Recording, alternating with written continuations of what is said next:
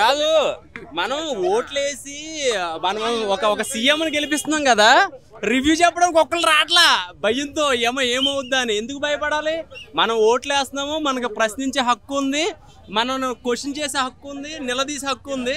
So రాజధాని cinema చూడడం జరిగింది. ఒక రాజధాని గొప్పతనం, రాజధాని కోసం భూములు ఎంతమంది రైతులు ఇచ్చారో, వాళ్ళకి ఎలాంటి అన్యాయాలు జరిగినాయో అనేది క్లారిటీగా చూపించారు. సో వాళ్ళ ఆత్మహత్యలు ఎందుకు చేసుకున్నారు, అమరావతి కోసం ఎంత కష్టపడ్డారు, తర్వాత ఎలాంటి పరిణామాలు జరిగినాయని చాలా క్లియర్ కట్గా చూపించారు. ఒక్కసారి ఇది రాజధాని కోసం రైతులు కానీ వాళ్ళ ఫ్యామిలీస్ కానీ ఈ సినిమా చూస్తే నిజంగా కంటతడి పెట్టుకుంటారు. అలాగే TV5 మూర్తి గారు ఒక మంచి పాత్ర చేశారండి, పనికొచ్చే పాత్ర. మీలాంటి వాళ్ళు ఉండాలి నిజంగా, సినిమాలో కాదు నిజ జీవితంలో మీలాంటి వాళ్ళు సపోర్ట్ ఉంటే కనుక రాబోయే రోజుల్లో నిజంగా మీ సపోర్ట్ తీసుకుని చాలామంది వెలుగులోకి వస్తారు. అంటే మనం ఓటేసుకున్నాక మళ్ళీ మనం ప్రశ్నించే హక్కు లేదని క్లారిటీగా చూపించారు. ఓటేసినా కూడా అసెంబ్లీ దాకా వెళ్ళాలి, అసెంబ్లీలో మేము మాట్లాడే హక్కు రాబోయే రోజుల్లో ఉంటే బాగుంటుందని చూపించారు. సో తెలుగు 1 నెంబర్ 1 స్థానంలో ముందు వస్తుంది. తెలుగు 1 ఏంటో చూపిస్తుంది, దాని సత్తా ఏంటో. సో సినిమా అయితే చాలా బాగుంది. రాజకీయంగా కొట్టుకోకుండా ఒక మంచి సినిమా చూస్తే రేపొద్దున ఓటు ఎవరికి వేయాలని మీరే నిర్ణయించుకోండి. ఇందులో హైలైట్ సీన్ బాగా నచ్చింది ఏంటంటే, ఇది బాగా వినండి మీరు. సినిమాలో ఓట్లు వేసాక ఒక బాక్స్ కేటాయిస్తారు. ఆ బాక్స్ దేనికనేది సినిమా చూస్తే అర్థమవుతుంది. డబ్బులు తీసుకున్నాక ఆ డబ్బులు ఏ పార్టీ వాళ్ళు ఎంత ఇచ్చారనేది ఆ బాక్స్లో వేసేసాక ఓహో ఇంత అవినీతి జరుగుతుంది అనేది ఒక ఐడియా అయితే మాత్రం డైరెక్టర్ గారు చాలా క్లారిటీగా చూపించారు. నిజంగా అదే జరిగితే కనుక అవినీతి రాజకీయం అనేది ఉండదు, ఎవరిని ఎన్నుకోవాలో ప్రజలే నిర్ణయించుకుంటారు. ఓకే, థ్యాంక్ యూ భయ్యా. ప్రతి పాత్రకి న్యాయం చేశారు. ఈ ఎస్పెషల్లీ ఇప్పుడు రైతులు ఎంత బాధపడుతున్నారో కళ్ళకి అద్దినట్టు చూపించారు. చాలా కృతజ్ఞత ఉండాలి మనం అందరం. చాలా బాగుందండి సినిమా. మ్యూజిక్ బాగుంది, పాటలు బాగుంది. వాస్తవ కళ్ళకి అద్దినట్టు చూపించారు. ఎవరైతే వెళ్ళి చూలో లేకపోయారో రియాలిటీ తెర మీద చూపించారు ప్రొడ్యూసర్, అందులో విజయం సాధించారు. Especially producer, director, hats off. Climax కూడా చాలా బాగుందండి. ప్రతి ఒక్క డైలాగు అందరినీ ఆలోచింపజేస్తారు. చాలా మనసు హత్తుకుంది, చాలా బాగుంది. ప్రతి ఒక్కరు చూడాలన్నమాట. ఆంధ్ర ఏపీ మొత్తం కుదిపేసే సినిమా అదిరిపోయింది, చాలా బాగుంది. ఏంటండి ఆపితే సినిమా థియేటర్లో ఆపొచ్చేమో, కానీ ఇప్పుడు ఆన్లైన్ మూవీస్ చాలా వస్తున్నాయి కదా, ఓటీటీ ఎవరు ఆపలేరు కదా దేన్ని కూడా.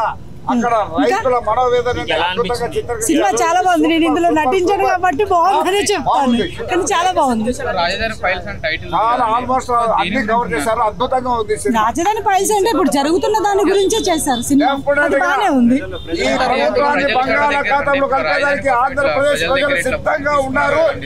అంటే నిజాన్ని ఎవరు దాచలేడు కదా, ఎవరో ఒకరికి చెప్పాల్సిందే కదా. అలాంటి చాలా సినిమాలు ఇంతకొంది వచ్చాయి కదా.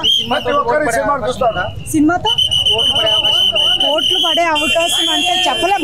జనాల ఆలోచన అప్పుడు ఐడియాలజీ ఎలా మారిపోతుందో తెలియదు కదా. రియాలిటీగానే ఉంది సినిమా, అక్కడ జరిగేదే కదా ఇక్కడ చూపించారు. ఓవరాల్ గా నెక్స్ట్ రాబోయే ఎలక్షన్స్ కి ఎలాంటి ప్లానింగ్స్ చేస్తున్నారు, రేపు జనాల్ని ఓటర్స్ ని ఎంత దారుణంగా మోసం చేయబోతున్నారు అనేది కూడా రాబోయే ఎలక్షన్స్ కూడా చూపించారండి. నిజంగా డైరెక్టర్ గారికి, ప్రొడ్యూసర్ గారికి ఆ గట్స్ కి వాళ్ళకి హ్యాట్స్ ఆఫ్ అండి. సూపర్గా చెప్పారు. ఇప్పటివరకు జరిగింది కాదు, రేపు జరగబోయేది కూడా చెప్పారు సినిమాలో.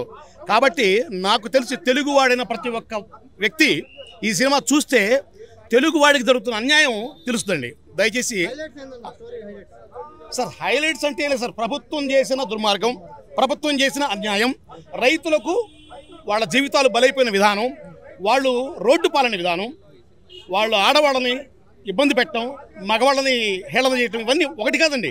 అంటే మనం ఇప్పటివరకు మీడియాలో అక్కడక్కడ చూసామండి, లైవ్లో చూస్తున్నాం. సో లైవ్లో చూసి ఎవరైనా మీ యొక్క స్పందన మీరు కూడా రేపు కామన్ మ్యాన్ పబ్లిక్ కూడా చెప్పాలని మేము కోరుకుంటున్నామండి. ఇది ఒక సినిమా కాదండి, ఇది ఆంధ్రప్రదేశ్కి జరిగిన ఇప్పుడు 5 సంవత్సరాల్లో జరిగిన ఒక చరిత్ర అండి. ప్రతి పౌరుడు కూడా తెలుసుకోవాల్సింది. అలాగే రైతులు, మేము అక్కడ అమరావతిలో యాక్ట్ చేసినప్పుడు వాళ్ళు స్వచ్ఛందంగా ఎన్నోసార్లు మా దగ్గరికి మొత్తం ఇలాగా ఒక కుటుంబం లాగా వాళ్ళు పడిన అన్యాయాలు, అక్కడ జరిగిన అభివృద్ధి అంతా నాశనం అయిపోయిందండి.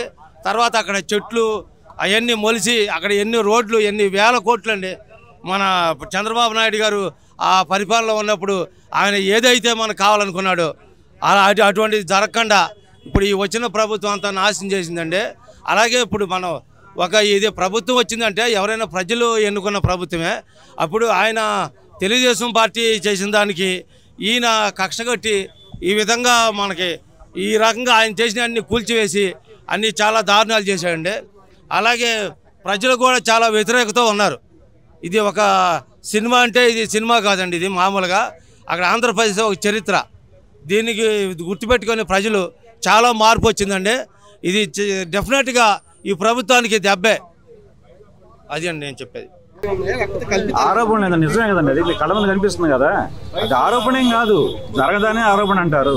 అది వాస్తవంగా అంతమందిని భూములన్నీ అన్యాయంగా అక్రమంగా చేసేసి ఎందుకు భయంకరాన్ని బీడి భూములు చేసేసి అక్కడ ఉన్న వాళ్ళందరినీ మీరు ఎంత దుర్మార్గంగా ఎన్ని రకాలుగా నాశనం చేసి ఏ విధమైన లేని పని నిందలు వాళ్ళ మీద వేసి అవన్నీ జరిగిన వాస్తవాలే. అంటే అన్ని సినిమాలు అన్ని చూపించలేరు, అది పబ్లిక్ మెసేజ్ ఉన్నా నాకు తెలిసి అయితే జరిగినాయి వాళ్ళు చూపించారు.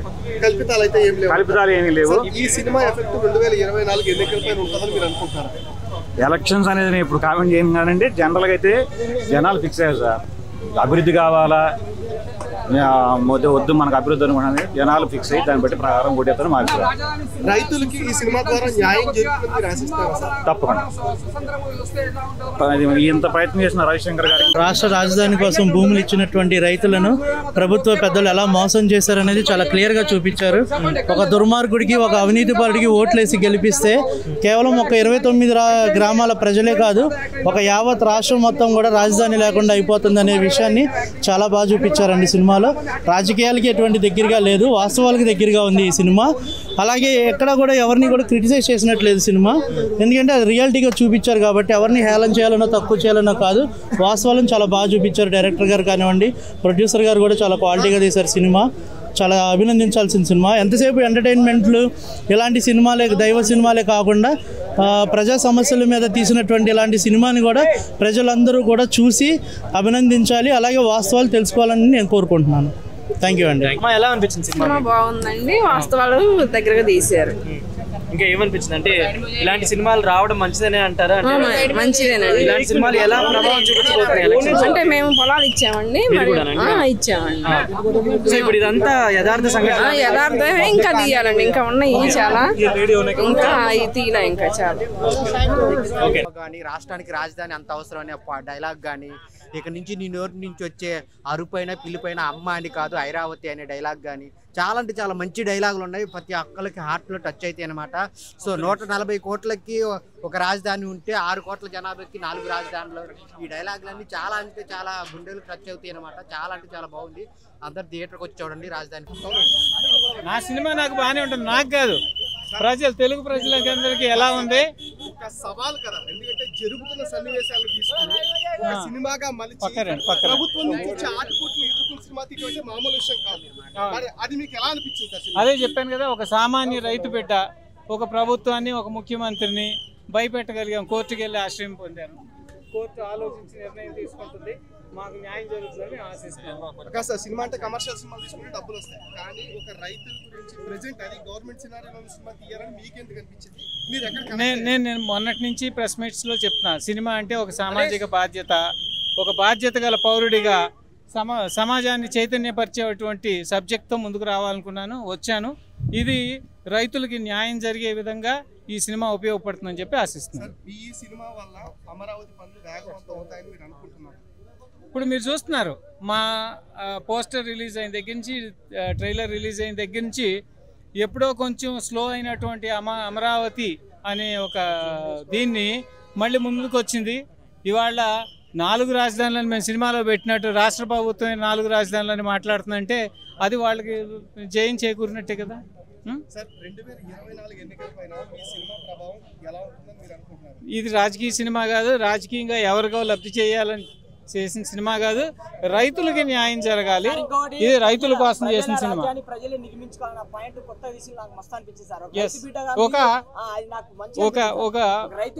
ఈ దేశ పౌరుడిగా డబ్బు ప్రభావం ఎంతుందో చూపించాం. డబ్బు ఒకప్పుడు అందరం కలిసి స్వాతంత్రం ఎలా తెచ్చుకున్నాము, డబ్బు ప్రభావం మూలంగా జరిగిపోయే నష్టం ప్రజలందరూ తెలుసుకోవాలి. ఎక్కడి నుంచి తెచ్చిస్తారు ఈ డబ్బు? వాళ్ళ ఇంట్లోంచి అయితే తెచ్చేవారు, మన డబ్బే దోచుకొని తిరిగి మనకే పెట్టుబడి పెడతారు. ఇదే పరిస్థితి జరిగితే క్యాపిటలిస్టులు, గూండాలు, రౌడీలు, దోపిడీదారులు ముందుకు వస్తారు. ఎవరైతే చదువుకున్న వాళ్ళు, మేధావులు లాంటి వాళ్ళు వెనక్కి వెళ్ళిపోతారు. ఇది ప్రజలకు చెడు జరుగుతుంది. ఇది డబ్బు ప్రభావం ఎన్నికల్లో, రాజకీయాల్లో ఉండకూడదని చెప్పి దీన్ని సినిమాని ముగించాం. అది తెలుసుకుని ప్రతి ఒక్కళ్ళు చూడండి ఏ విధంగా చూపించామని చెప్పి. ఇది నలుగురికి మంచి జరగాలి, రాష్ట్రానికి మంచి జరగాలి, దేశానికి మంచి జరగాలని కోరుకుంటున్నాం.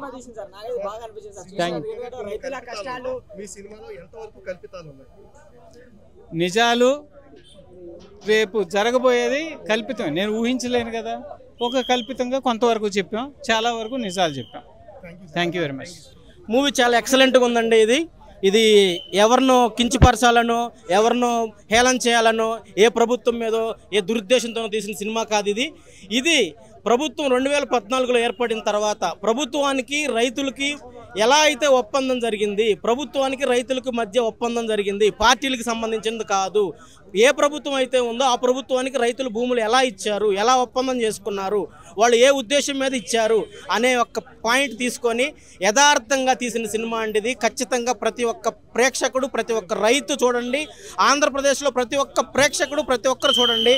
ఇది ఎవరినో కించపరచాలనో హేళన చేయాలనో తీసిన సినిమా కాదు. పర్ఫెక్ట్గా ఉంది సినిమా. జరిగినవి చూపించారు, ఎక్కడ ఏమి మిస్బిహేవ్ కానీ, ఎక్కడ జరగనివి కానీ, అవాస్తవాలు అయితే ఏం లేవు, వాస్తవాలే తీశారు. దురదృష్టవశాత్తు ఇది ఆంధ్రప్రదేశ్లో ఆపేశారని విన్నాము. బట్ ప్రభుత్వం కూడా కళ్ళు తెరిచి ఒకసారి అవకాశం ఇచ్చి, ఎందుకైతే మిగతా సినిమాలు ఏ విధంగా అయితే చూస్తున్నారో, ఏ ఆర్టికల్ ప్రకారమో మీరైతే ఏ విధంగా అయితే తెచ్చుకున్నారో అదేవిధంగా ఈ సినిమాను కూడా చూస్తే దీంట్లో ఉన్న నిజాలు ప్రతి ఒక్కరికి చేరుతాయి. ప్రతి ఒక్క ప్రేక్షకుడు, ప్రతి ఒక్క మనిషి చూడాల్సిన సినిమా, ప్రతి వ్యక్తి చూడాల్సిన సినిమా. ప్రభుత్వానికి రైతులకు మరి జరిగిన ఒప్పందం అసలు ఏంటి, ఒప్పందాన్ని ఎందుకు ఆపేశారు, ఆ ఒప్పంద సమయంలో ఉన్న నాయకులందరూ ఎలా దానికి అంగీకరించారు, తర్వాత దాన్ని ఏ విధంగా యూటర్న్ తీసుకొని వెనక్కి వెళ్ళిపోయారు అనే దాని మీదే ఈ కాన్సెప్ట్. ఎవరిని ఉద్దేశించింది కాదు, జరిగిన యథార్థ కాదా. ప్రతి ఒక్క రైతు బిడ్డ, నేను మా నాన్నగారు కూలి పని చేసుకునే వ్యక్తినండి. నేను ఇలా సాఫ్ట్వేర్ ఇంజనీర్ ఈరోజు హైదరాబాద్లో నేను చూడాలనే వచ్చాను, చూశాను. సో ఇది ప్రతి ఒక్కరిని కదిలించే సినిమా. రాజధాని అనేది లేకపోతే రాష్ట్రం ఏ విధంగా ఉంటుందనేది చూపించారు. రైతులకు కలిగిన బాధ చూపించారు. రైతులు భూములు ఇచ్చి ఎలా నష్టపోయారో, వాళ్ళు ఎన్ని అవమానాలు, అవహేళనలకు గురయ్యారో చూపించారు. మహిళల్ని ఎంత దారుణంగా ఎలా చేశారో చూపించారు. మహిళల్ని ఏ విధంగా చిత్రీకరించారో చూపించారు. ఇది జరిగిన కథ, యథార్థ గాథ. ఇది ప్రతి ఒక్క ప్రేక్షకుడు చూడాలి. ఇది అమరావతి రైతుల యథార్థ గాథ. Thank you. ఇది పాలిటిక్స్ గా తీసుకుంటే చాలా మంది ఏం చేస్తున్నారంటే సినిమా అనే దాన్ని చూపించి ఎలా అంటే మన మైండ్లో ఉన్న ఒక మైండ్ సెట్ని కావచ్చు, ఈ సోషల్ మీడియాని యూజ్ చేసుకొని మన నెట్వర్క్ని, మన ఆలోచనల్ని అన్నిటినీ మారుస్తున్నారు. బట్ ఓటేసే ప్రతి ఒక్కరు ఆలోచించాల్సింది ఏంటంటే, ఓటేయాల్సింది ఒక కులానికో, మతానికో, లేకుంటే వాడిచ్చే బాటిల్కో, క్వార్టర్ బాటిల్కో, లేదంటే మందుకో కాదు. ఎవడైతే మన అభివృద్ధి చేయగలడు, ఎవడైతే మన భవిష్యత్తుని మార్చగలడు, ఉద్యోగాలు తేగలడు, లేకుంటే వేరే ఏదైనా చేయగలడు అనే ఆలోచనలు ఉన్న వాళ్ళకి మాత్రమే మనం ఓటేయాలి అనేది ముఖ్యంగా మన ఓటర్స్ గుర్తుపెట్టుకోవాలి. కానీ ఇది ఎలా జరుగుతుందంటే, ఓట్లు అనేవి ఒక కులానికి జరుగుతుంది, లేదంటే ఎవడో వచ్చి కుల నాయకుడు కావచ్చు, కులానికి పెద్దగా ఉండి వాడు నడిపించే దీని మీద జరుగుతుంది ఓటింగ్. ఇలా జరిగితే రేపొద్దున మన రాష్ట్రాన్ని కూడా అమ్ముకోవాల్సి వస్తుంది. అదే జరిగే పరిస్థితి ఇప్పుడు మన రాష్ట్రాల్లో కనబడుతుంది చాలా వరకు. బట్ ఇది మారకపోతే నీలాగా నాలాగే కాదు, రాష్ట్రంలో ఉన్న ప్రతి ఒక్కరు బయటకు వచ్చి బతకాల్సిన స్థితిగా వచ్చేలాగా ఉంది ప్రజెంట్ ఉన్న సిచ్యువేషన్. నాకైతే నిజంగా నేను చాలా ఈ సినిమాలు చూసిన తర్వాత కొన్ని రియల్గా జరిగాయేమో. 700 రోజుల నుంచి రోడ్ల మీద తిరుగుతున్న రైతుల బాధ పట్టించుకుంటలేరు. మళ్ళీ స్లోగాన్లు మాత్రం చెప్తాం, రైతే రాజు అని. ఒక వ్యక్తి పల్లవ ప్రశాంత్ అనే వ్యక్తి బిగ్ బాస్కి వెళ్తే అతడు రైతు అని చెప్పి ఓట్లేసి గుద్ది గెలిపించారు. బట్ రోడ్ల మీద తిరుగుతున్న రైతుల పరిస్థితి ఏంటి? ఏ రాజకీయ నాయకుడు పట్టించుకోడు, పిఎం పట్టించుకోడు, సీఎం పట్టించుకోడు. ఎందుకు? ఏంటి దానివల్ల ఏంటి ఉపయోగం? ఇలా చెప్పుకుంటా పోతే చాలా ఉన్నాయి. సినిమాకి రండి, ఒక సినిమాలా చూడాలని కూడా సినిమా చూడండి. బట్ ప్రతి దాంట్లో అర్థం వెతుక్కుంటే మాత్రం మూర్ఖత్వం అవుతుంది. ఎలక్షన్ వస్తుంది, ఆలోచించి ఓటు వేయండి, మీకు నచ్చిన నాయకుడిని గెలిపించండి. మీ రాజధాని ఫైల్స్ ఇప్పుడే సినిమా చూశాను. సినిమా నాకైతే నచ్చింది. రాజధాని రైతుల ఆందోళనని చాలా బాగా చూపించారు సినిమాలో. వాళ్ళు నిజంగా పడిన కష్టం ఏంటి, వాళ్ళు ఎంత కష్టపడితే వాళ్ళు రాజధాని కోసం అంటే 3 రాజధానులు అనేదాన్ని వెనక్కి తీసుకునేలాగా చేశారు ప్రభుత్వాన్ని అని.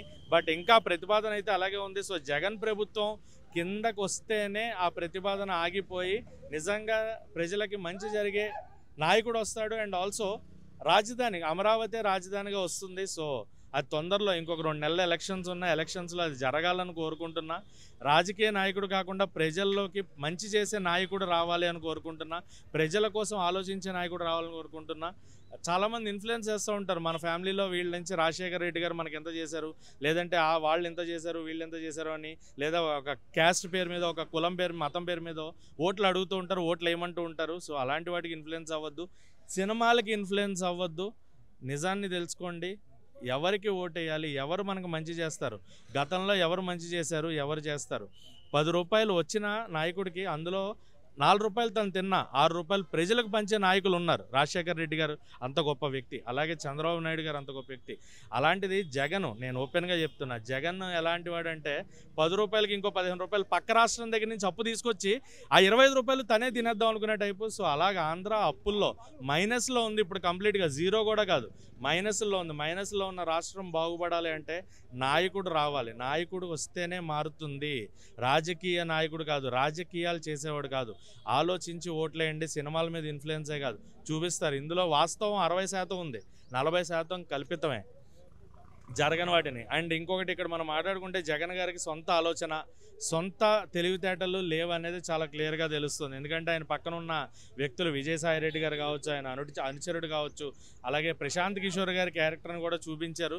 బయట రాష్ట్రం నుంచి వచ్చి ఇక్కడ తన రాజకీయాలని చూపించి జగన్ గారిని మభ్యపెడుతున్న వ్యక్తుల గురించి కూడా చాలా క్లియర్గా చూపించారు. సో ఎలాంటి వాళ్ళ చుట్టూ ఉన్నారు జగన్ గారు.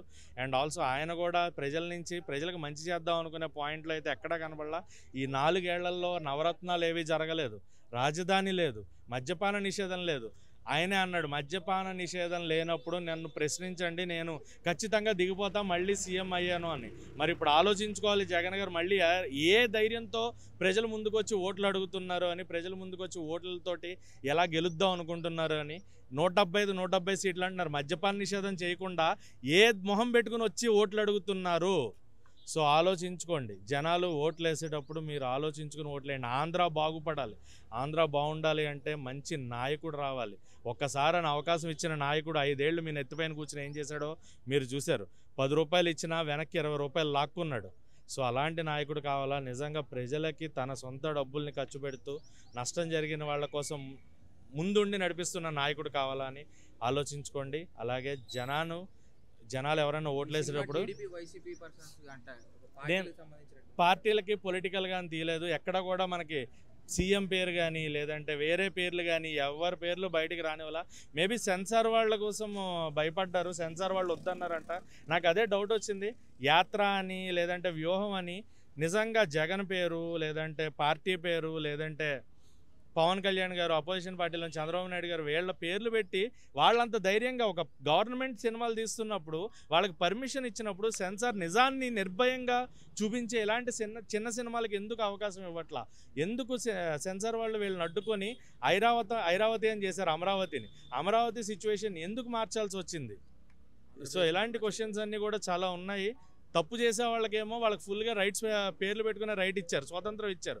బట్ నిజాన్ని నిర్భయంగా చూపించి రైతుల గురించి ఆలోచించే ఒక సినిమా, రాజధాని గురించి ఆలోచించే ఒక సినిమా బయటకు వచ్చినప్పుడు దాన్ని ఎందుకు సెన్సార్ అడ్డుకుంది అనేది నా క్వశ్చన్.